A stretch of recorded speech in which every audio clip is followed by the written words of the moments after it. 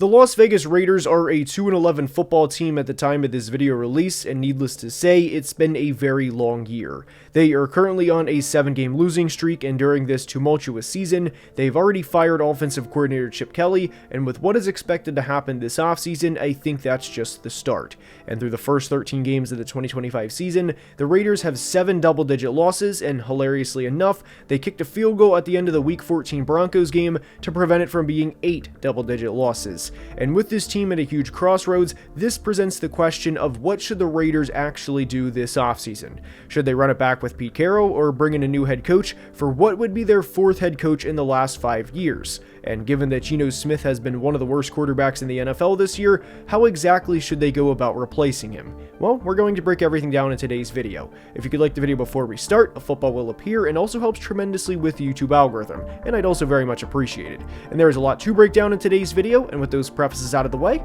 let's begin!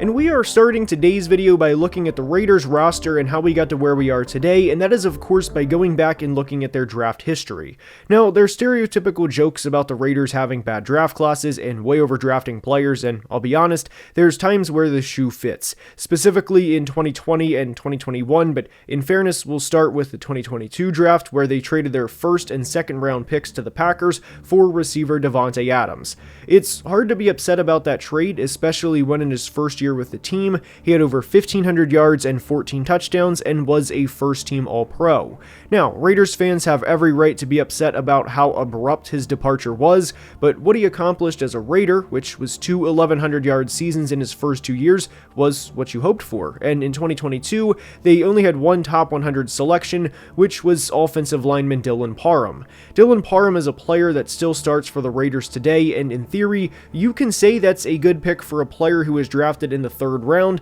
but he's a very inconsistent player. One game he'll look great, and the next play he'll completely whiff or miss an assignment, and Ashton Jeanty is getting tackled for a 3 or 4 yard loss. My point is, he's an okay player, and outside of Parham, the only player from that class still on the roster is running back Zamir White. Not a great class, but again, you had a first-team All-Pro receiver with the selections used. And with the ensuing draft classes, there's a lot more to nitpick than a Davante Adams trade. And for reference, the 2023 Raiders draft class is bad. There's no way around it. Tyree Wilson was selected with the 7th overall pick and in nearly 3 full seasons has 10 total sacks. He's played in 46 career games, and you can say sacks aren't everything, and I acknowledge that, but there's a point where you'd like to see a certain threshold or a bare minimum, and unfortunately, there's no denying at this point that Tyree Wilson is a draft bust. Michael Mayer is a very unique player, and unfortunately for Mayer specifically, the Raiders drafted Brock Bowers 1 year after he was selected with the 35th overall pick.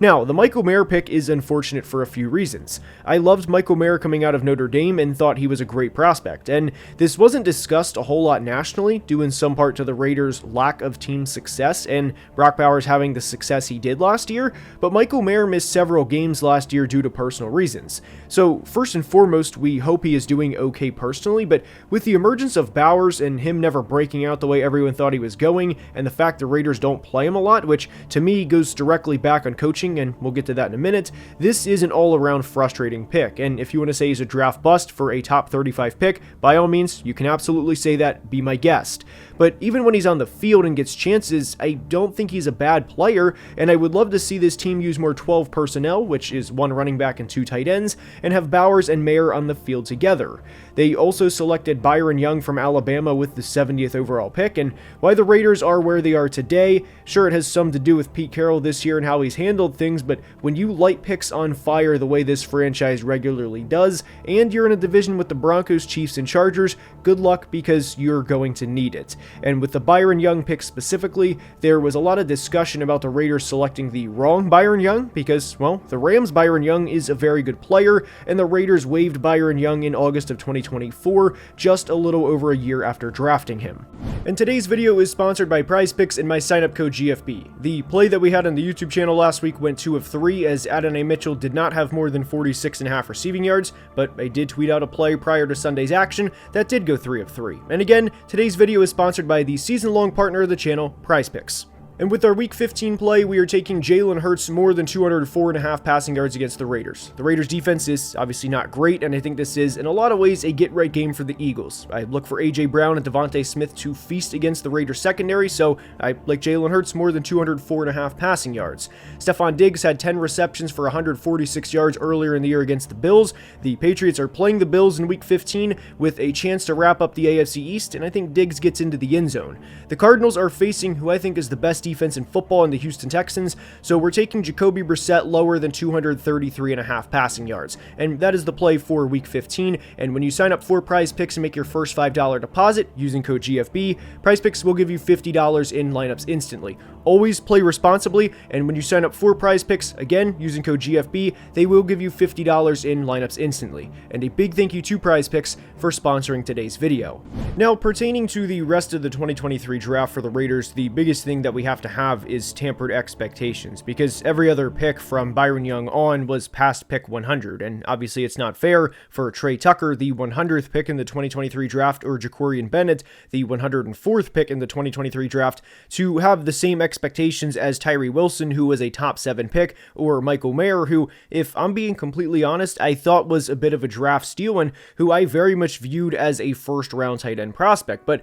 for the rest of the 2023 Raiders class, the best player, not just in the rest of the class, but honestly overall, is probably receiver Trey Tucker. And Trey Tucker is not a bad player. I think he will stick around in the NFL for a couple of years, but for that to be the shining piece of your draft class, well, that's obviously not good. And the whole decision going back a couple of years to head into the 2024 season with a quarterback competition between Aiden O'Connell and Gardner Minshew was one that never made a lot of sense to me. And even when I expressed that during the 24 Raiders season preview, there were a lot of people that said things along the lines of, hey, you just haven't watched Aiden O'Connell yet, that's fine, he's going to prove you wrong. But whenever you select a quarterback on day 3, there should be a common understanding that these guys are not going to work out far more often than they are. And I thought Aiden O'Connell was serviceable at the end of the 2023 season. I didn't think he was going to be a great starter by any means, and I'll be honest, when he did play in 2024, I was a little underwhelmed. But for people that legitimately thought that he was going to work out and that he was going to be the long-term franchise quarterback for the Raiders, that was one I never understood. And, well, there's a lot of decisions the Raiders make pretty regularly that I don't understand. And one other thing I didn't understand was the decision to bring in former Chargers GM Tom Telesco for a single year and then fire him after the 2024 season. And at least to be fair to Tom Telesco, I mean, I'm not a Tom Telesco defender by any means, but at least to be fair to the guy, this rebuild was always going to take longer than one season. The Raiders were not a player or two away from going to the Super Bowl. And one other thing that I think should be mentioned with the 2024 draft class, specifically pertaining to the Raiders, although they did get Brock Bowers, was they were kind of the last one standing in a game of musical chairs, largely due to the Falcons drafting Michael Penix, because nobody saw that coming. So I think the Raiders were very surprised whenever they took him, and then the Vikings traded up to get JJ McCarthy, and then the Broncos, of course, took Bo Nix directly in front of them, and the Raiders had to take Brock Bowers. Now, there's far worse consolation prizes than an all-pro tight end at 13th overall, but that definitely threw a wrench in some of the Raiders' plans, because internally, I will kind of move forward thinking that they were going to get at least one of the 6 quarterbacks in the absolute worst case scenario, which they of course did not. Now, pertaining to the rest of the 2024 Raiders draft class, we mentioned Jackson Powers-Johnson and DJ Glaze as their 2nd and 3rd round picks, and Jackson Powers-Johnson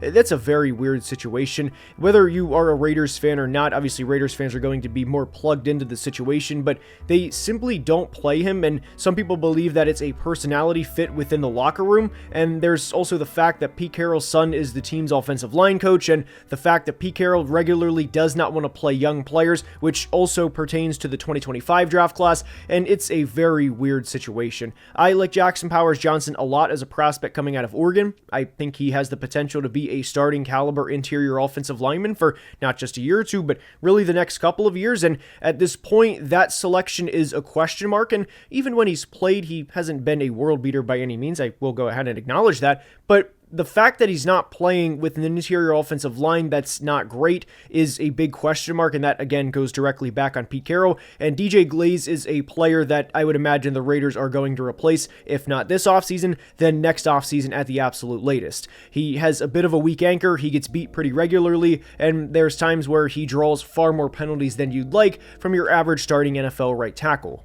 And with the players that were selected on day 3 of the 2024 draft for the Raiders, like Cameron Richardson and Tommy Eichenberg and Dylan Labe, Trey Taylor, and MJ Devonshire, should we really have a class rely on day 3 guys of whether or not it's a make or break? Yes, you can have the conversation about should there have been some contribution from a corner like Cameron Richardson, who was the 113th pick in the draft, who's been a special teams player this year. He played a little bit last year and was not great when he played, but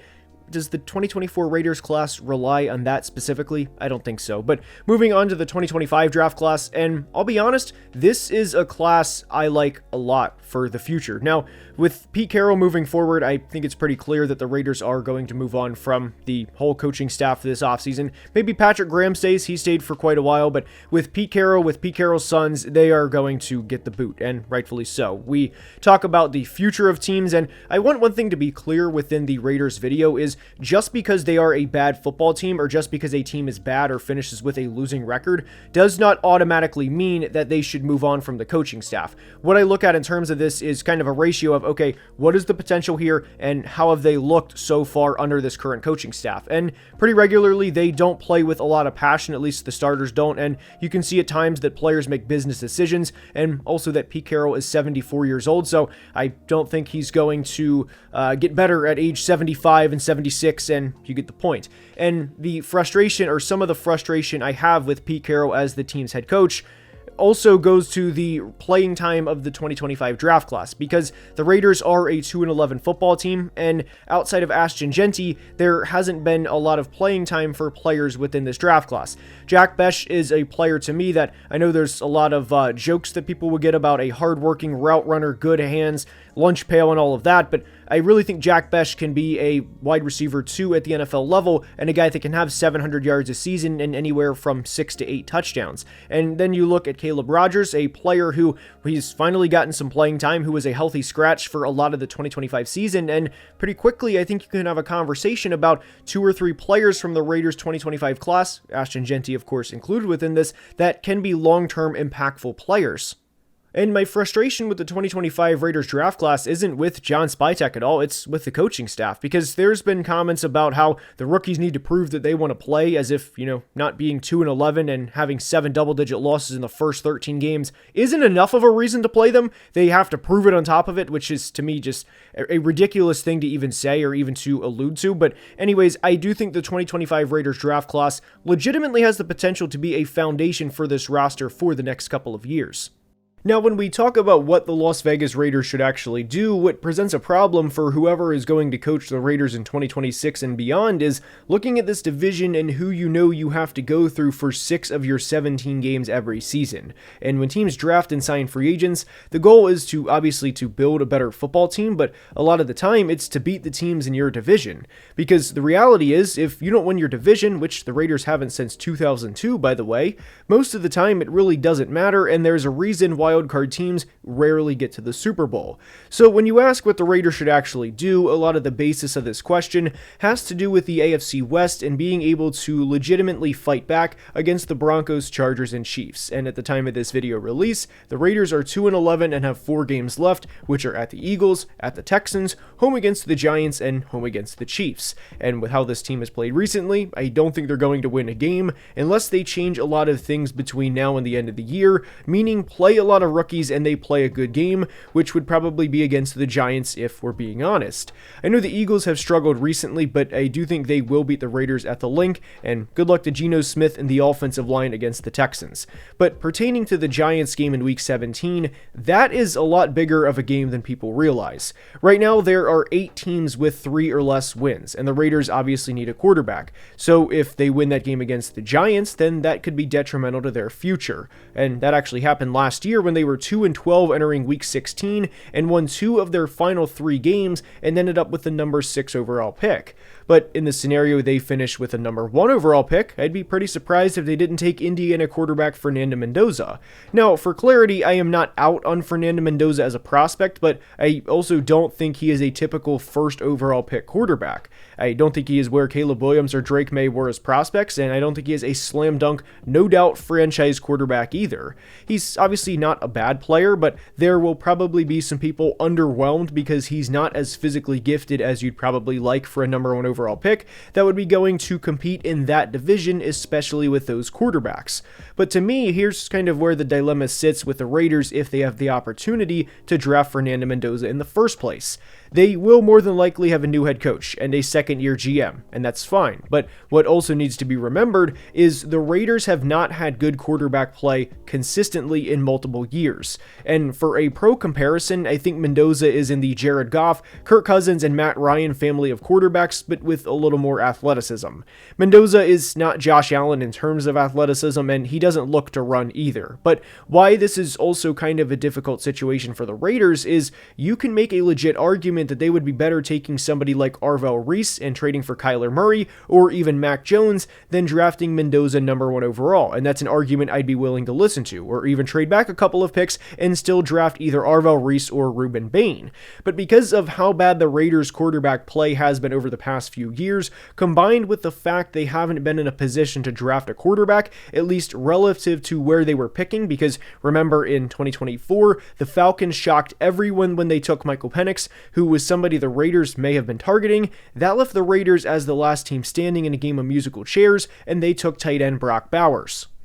Now, the 2025 draft class with the Raiders and the quarterback position is a bit of a different discussion because I don't think Jackson Dart, Tyler Shuck, or Shedeur Sanders should have been the 6th overall pick in the draft. You can have the Ashton Genty and Armand Membu discussion if you'd like, and I think Raiders fans would probably agree at this point that Membu would be the selection if they could do it over, but what I'm getting at and what the point is Fernando Mendoza is not a slam dunk home run number 1 overall pick, so even if they do finish with the number 1 pick in the draft or the number 2 pick in the draft and the Giants, who would not take a quarterback, have the number 1 pick in the draft, then I think there's a discussion of, hey, what if we trade for Kyler Murray or Mac Jones and take the best player available? Because again, what needs to be remembered with this specific team is they are not a player or 2 away. So even if they bring in a rookie quarterback next year, I mean, are they going to go from 3 wins to 9 wins in one season? I personally don't think so because of how bad this roster is to begin with. So the question of what should the Raiders actually do that we go back to the title of, to me, is a lot more complex of a discussion than basically just saying, hey, Fernando Mendoza, hope you have enjoyed your time in Bloomington and you will soon be in Sin City and you will soon be competing against Patrick Mahomes, Justin Herbert, and Bo Nix, and good luck, buddy, because you're going to need it, especially in this situation. Now, one thing that should be addressed, because I'm sure some Raiders fans, or if you are a passionate NFL draft fan, scoffed at the idea of the Raiders potentially trading out of Fernando Mendoza, and the reason that I brought that up in the first place is I would ask if you draft Fernando Mendoza right now, and the Raiders also do have a lot of cap space this offseason because, well, they don't have a lot of talented players to pay in the first place, so inevitably they have a lot of cap space this offseason, but even if they draft Fernando Mendoza, I ask this in the nicest way that I possibly can. How is this situation any different than the Bengals with Joe Burrow? And the Bengals are currently going on 3 straight seasons of not making the playoffs. Now, Joe Burrow has unfortunately suffered injuries in 2 of those 3 seasons, but do you think that Fernando Mendoza right now as a draft prospect is going to be on the level of a Joe Burrow in a couple of years? I personally don't. That is a very, very high level to get to, and I don't think he's going to be quite that good. And then the Raiders roster, like we mentioned, is also not that good, and what also has to be remembered, again, is the division they play in. So from a long-term perspective, I bring the question up and I bring the idea up, is Kyler Murray and drafting somebody like an Arvell Reese a better solution, and also acquiring another pick, by the way, because they would presumably trade another pick or 2 down so that somebody would come up to go get Fernando Mendoza? Is Kyler Murray, Arvell Reese, or Ruben Bain, take your choosing there, and another pick, which would presumably be a second-round pick, probably at worst, a better option than drafting Fernando Mendoza alone and going from there? And that is another option that I think has to be explored, and another reason that we titled today's video of what should the Las Vegas Raiders actually do. There is also the human element part of this, where you would have to ask, if you are in John Spytek's shoes, knowing all of the turnover that has transpired over the past couple of years, both on the coaching staff and the front office, what would you do in some ways to not only give the team the best chance to win, but I think the question has to be asked, or the statement, in some ways to keep your job long-term as well. Now, having said all of this, if the opportunity presents itself and if the Raiders do not accidentally win a couple of more games down the stretch, then I think Fernando Mendoza would be the selection if he is available when the Raiders are on the clock. Maybe they have to trade up one spot, but I think the Raiders would be in the best situation, reasonably, of course, because if the Jets wanted to, they could do the first-round picks trade, but let's be realistic here. The Jets are not going to trade 3 first-round picks to move up to go get Mendoza from pick 5 or pick 6 or wherever. You get the point. So in this scenario, the Raiders would pick Fernando Mendoza, and for a head coach, I think they would either go the offense route or bring in somebody like Brian Flores or Chris Shula, and then bring in somebody like Brian Daboll to be the team's offensive coordinator. So now we have to take a look at free agency in terms of what the Raiders can do, because they have a lot of money. There is one player entering free agency this year that there's going to be a lot of discussion about from not just the Raiders standpoint, but several NFL teams. And the guaranteed money is going to be a big part within this, because there's legit reason to not want to give this player $80, $90, $100 million, and that's current Cowboys receiver George Pickens. George Pickens, whenever he's on, is one of the best receivers in the NFL. And if you could have Fernando Mendoza, George Pickens, Jack Besh, Brock Bowers, hopefully a coach that actually knows how to utilize Michael Mayer in a contract year, which you would like to think that would get the most out of him, along with an improved offensive line with Ashton Genty, you're starting to get somewhere. This is no longer a cellar-dweller type team. And to address the offensive line in free agency, guys, I've been a big fan of Elijah Vera Tucker for several years. I liked him a lot coming out of USC back in the 2021 draft process, and he's been dealt an extreme unfortunate share of injury luck, but if you can get 1, maybe 2 years out of him, then I think there's a lot of potential for that to be a great signing for the Raiders. Then you'd presumably have an interior offensive line of Caleb Rogers. We would try Jackson Powers-Johnson at center, and then Elijah Vera Tucker at right guard. Colton Miller would, of course, in this scenario play at left tackle, and the right tackle position would be a bit of a toss-up at this point, but Charles Grant was a player they selected as a developmental offensive lineman last year, and there is another possibility where they could trade back up at the end of the first round to go get a tackle of the future. The Raiders' future at this point is not as bleak as people want to make it out to be.